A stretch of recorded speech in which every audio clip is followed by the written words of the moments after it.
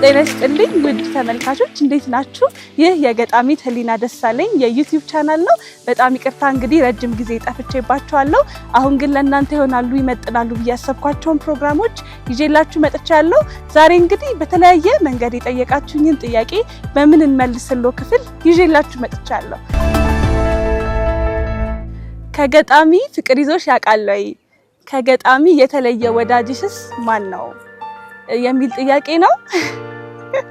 ከገጣሚ ፍቅር ይዞኝ አያውቅም። ከግጥሞቻቸው ግን በጣም ብዙ ጊዜ ፍቅር ይዞኝ ያውቃል። ማለት እኔ ከግጥም ፍቅር ሲይዘኝ ልክ እንደሞኛ አፍቃሪ ነኝ። በቃ ችክ ነው ምለው ጠዋትም ማታም ሌሊትም በቃ የግጥሙ ሐሳብ ቃላቶቹ በደንብ እስኪዋሃዱኝ ድረስ በደንብ ነው የምሰማውና ምንም እንኳን ከገጣሚ ፍቅር ይዞኝ ባያውቅም ከግጥሞቻቸው ግን በተደጋጋሚ ጊዜ ፍቅር ይዞኝ ያውቃል። ከገጣሚ የተለየ ወዳጅ የለኝም። የተለየ በጣም የልብ የምለው ወዳጅ የለኝም። ግን አብዛኞቹ በሚባል ደረጃ ወዳጆቼ ናቸው።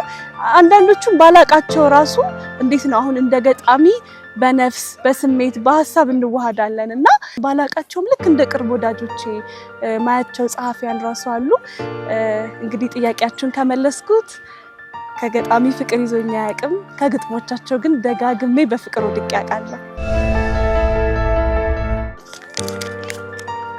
ሀገርሽ ላንቺ ምንሽ ናት? በጣም ከባድ ጥያቄ ነው። ሀገሬ ለኔ ብዙ ነገሬ ናት። እንደዚህ ብዬ መግለጽ አልችልም። ግን በቃ በአንድ ቃል ግለጫት ካላችሁኝ ሀገሬ ለኔ አይኔ ናት። ክፉንም ደጉንም የማይባት ያለ ብርሃኗ መንገድ የሚጠፋኝ መልኬን፣ ማንነቴን፣ መነሻዬን፣ መድረሻዬን የምመለከትባት ሀገሬ ለኔ አይኔ ናት። በግጥም ዙሪያ ምንድነው ግብሽ?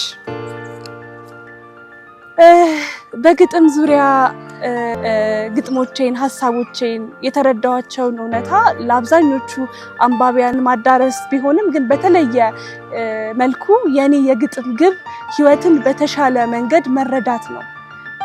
ግጥም የተለየ ጥበቧ መኖር እንዳይሰለች ታደርጋለች እና በየትኛውም አይነት ስሜት ውስጥ ብንሆን በየትኛውም አይነት ሁኔታ ውስጥ ብንሆን እንደ መተንፈሻ እንደ መታከሚያ እንደ የሆነ ህመምን የምንገላገልበት ስለሆነ ግጥም መኖር እንዳይሰለች ታደርጋለች እና በግጥም ትልቁ ግቤ ህይወትን መኖርን በተሻለ መንገድ መረዳት ነው። በህይወት እስካለው ድረስ ህይወትን በጥሩ በተሻለ ከፍ ባለ መንገድ እያየው መኖር፣ መብረር፣ ማየት፣ ማሳየት፣ መረዳት፣ ማስረዳት ነው ግቤ።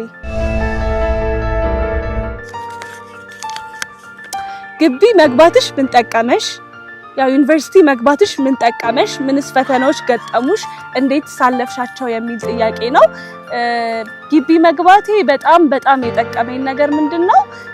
ብቻ መሆን መቻልን፣ ለብቻ መደሰት መቻልን፣ በራስ መቆም መቻልን፣ የተለያዩ አመለካከቶችን፣ አስተሳሰቦችን፣ ልዩነቶችን በጥንካሬ በሚገባ መንገድ አስተናግዶ ማለፍ መቻልን።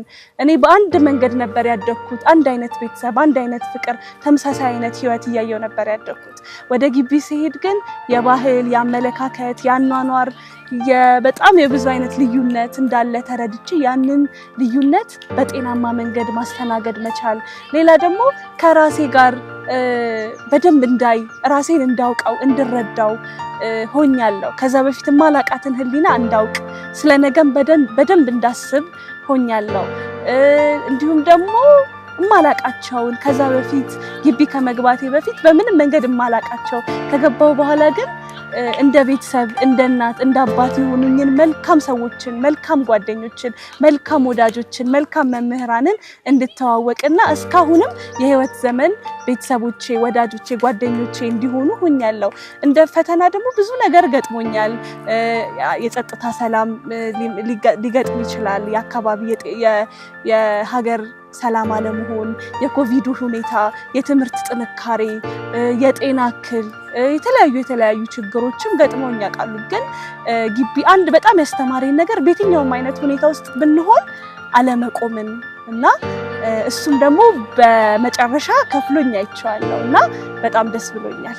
ግቢ በመሆኔ በህይወቴ ሁሌ የምደሰትበትና እሱን ውሳኔ በመወሰኔ ሁሌ እግዚአብሔርን የማመሰግንበት በጣም ትልቅ ኤክስፒሪየንስ ነውና ይሄ ነው ባጭሩ። ግን ሰፊ ኮንተንት ሰራላችኋለሁ።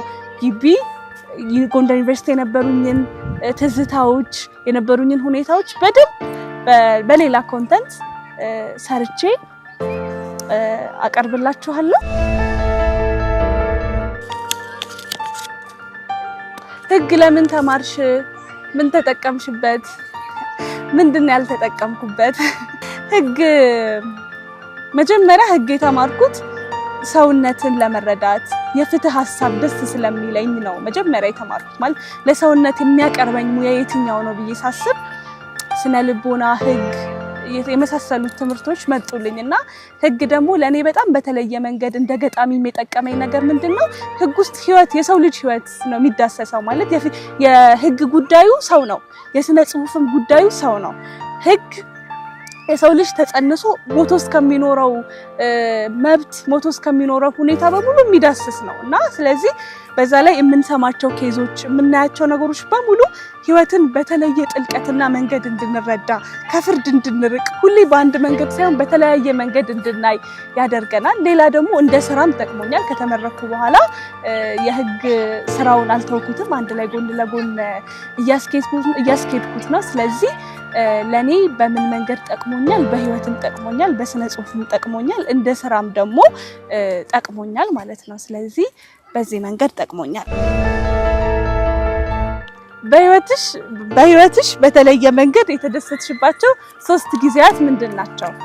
የመጀመሪያው በጣም የተደሰትኩበት ቀን ክርስትና በተነሳሁባት፣ የእግዚአብሔር ልጅነትን በተቀበልኩባት፣ ባደግኩባት፣ ሰው በሆንኩባት ቅድስት ቤተክርስቲያን በስርዓተ ቤተክርስቲያን ያገባሁበት ቀን ነው።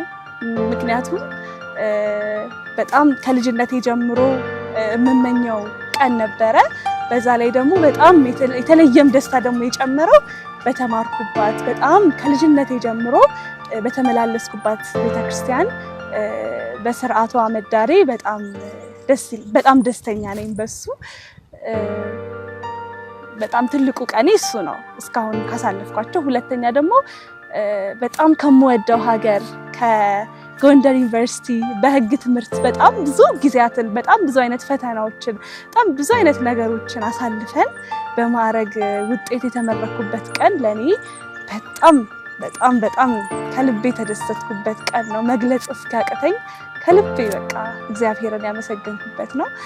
ሌላው ደግሞ ሶስተኛው መንፈሳዊ ግጥሞችን ለመጻፍ በጣም እመኝ ነበር፣ ግን ምችል አይመስለኝም። በቃ የኔ ጸጋ ባለማዊ ጸጋ ብቻ የተገደበ ይመስለኝ ነበር።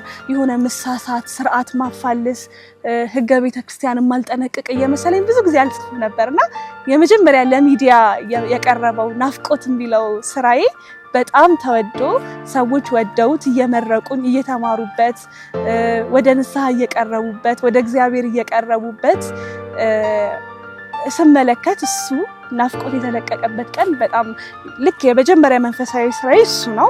አሁን እንግዲህ ብዙ ከታዩ ስራዎች ውስጥ ትልቁ ስራዬ ናፍቆት ነው። ማህቶት ቲዩብ ላይ ነው የተለቀቀው የዛሬ 2 ዓመት ወደ 8 ሚሊዮን ተመልካቾችን አግኝቷል እና እሱ ስራዬ ይሄ ሁሉ ቪው ስላገኘ ሳይሆን ሰዎች ጋር ደርሶ ብዙ ስለተጠቀሙበት በጣም ደስ ብሎኛል እና እነዚህ ቀናት ለኔ የተለዩ ቀናት ናቸው። በጣም ብዙ ደስ የሚሉ ቀናትን በህይወት ያሳልፌያለሁ፣ እያሳለፍኩም ነው። ግን በተለየ እንደ ትዝታ ሁሌ ሳስባቸው የምታደስባቸው የምጠነክርባቸው ደስታዎቼ ግን እነዚህ ናቸው። አመሰግናለሁ።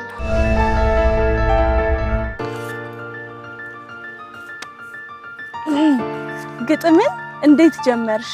እንዴትስ አዳበርሽው? ግጥምን እንዴት እንደጀመርኩ አላውቅም። ማለት ራሴን እየጻፍኩኝ ያገኘሁት፣ ራሴን እያሰብኩ ነው፣ ራሴን በግጥም እየታመምኩ ነው ያገኘሁት። ይሄኛው ቀን ላይ ግጥም ገባኝ የምለው ነገር የለኝም። ግን ከህፃንነቴም ጀምሮ ህፃን እንዴት ነው አሁን 9 ዓመት 8 ዓመት 10 ዓመት ህፃን ነው አይደለ? ከዛ ጊዜ ጀምሮ ታሪክ እጽፋለሁ፣ ግጥም እጽፋለሁ። የሰዎችን ታሪክ እያዳመጥኩኝ ወደ ግጥም ወደ ሀሳብ እቀይረዋለሁ። ከልጅነቴ ጋር ነው ግጥም ያደገው።